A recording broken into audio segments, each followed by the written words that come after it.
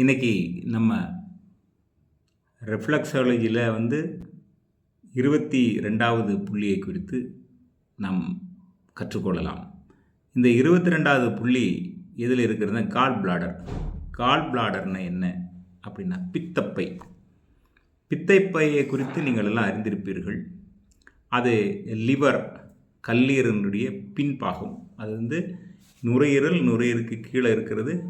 பெரிய ஒரு ஆர்கன்ஸ் தான் நமக்குள்ள ஆர்கன். அந்த ஆர்கனில் பேர் லிவர்.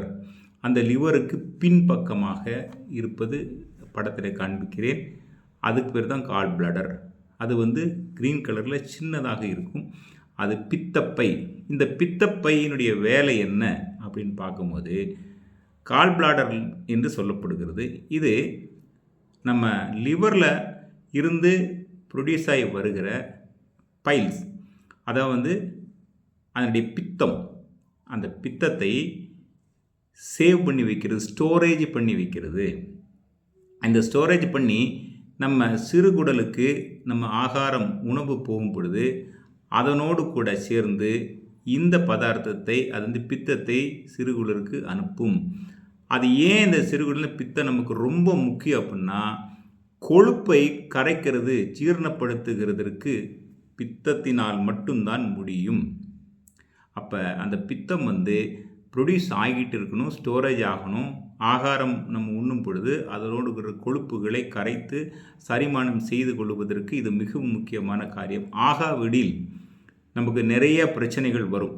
இதில் முக்கியமான பிரச்சனைகள் என்னென்னா, இந்த பித்தப்பைக்குள்ளே பித்தத்தில் கல் வந்துடும் அப்படின்றாங்க. கல் அடைந்துடும். இது ஒரு நாள் 2 நாள் பல நாட்களாக இருந்தால் கல் உற்பத்தி ஆகிறது. இந்த கல்லை அதில் வரவிடாமல் அல்லது உற்பத்தி ஆக விடாமல் நாம் தடுத்து கொள்வது மிகவும் நன்மையானது. இப்போ அது வந்துருச்சு அப்படின்னா என்ன ஆகும்னா, வலி, அப்டமினில் கீழே வலி இருக்கும்.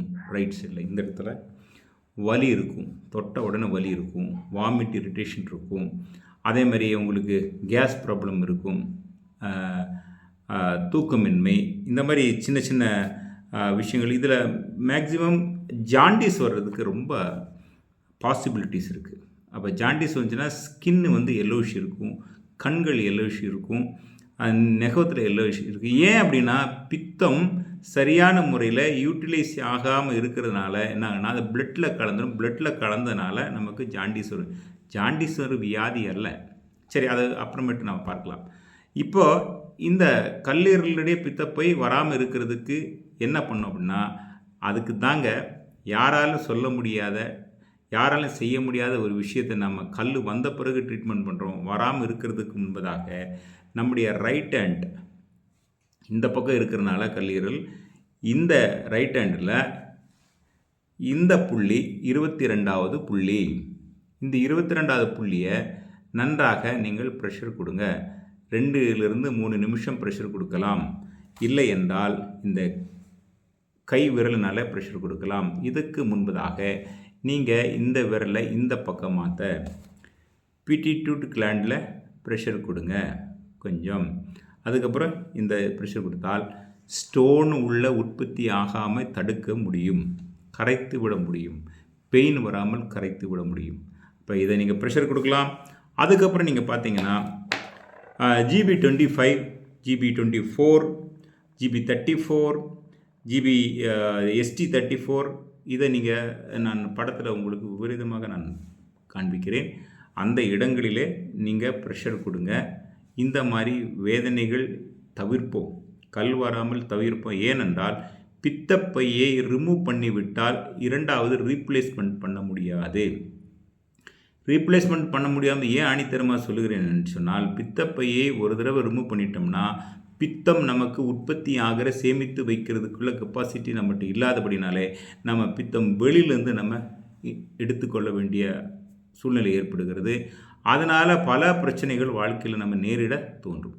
ஸோ அதனால் தயவு செய்து நீங்கள் அப்டமினில் பெயின் இருக்குது அப்படின்னாலே நீங்கள் உடனடியாக நீங்கள் டாக்டரை கவனிக்கலாம். இதில் என்னென்ன டெஸ்ட் எடுக்கலாம் அப்படின்னு சொல்லி பார்த்தீங்கன்னா, அல்ட்ராசவுண்டு எடுக்கலாம், சிடி ஸ்கேன் எடுக்கலாம், அதுக்கு எம்ஆர்ஐ எடுக்கலாம், எம்ஆர்சி எடுக்கலாம். அதுக்கு கவனித்து வேணுன்ற முறைப்படி செய்யலாம். ஆனால் தெரிந்துவிட்டால் நீங்கள் அக்குப்ரெஷர் செய்தால் அந்த ஸ்டோன் மறையும், வேதனைகளும் உங்களை விட்டு மறைந்துவிடும். ஸோ நம்ம லைஃப்பை நாமளே இருந்து கொண்டு நம்மை சரி செய்து கொள்வது மிகவும் நன்மையானது.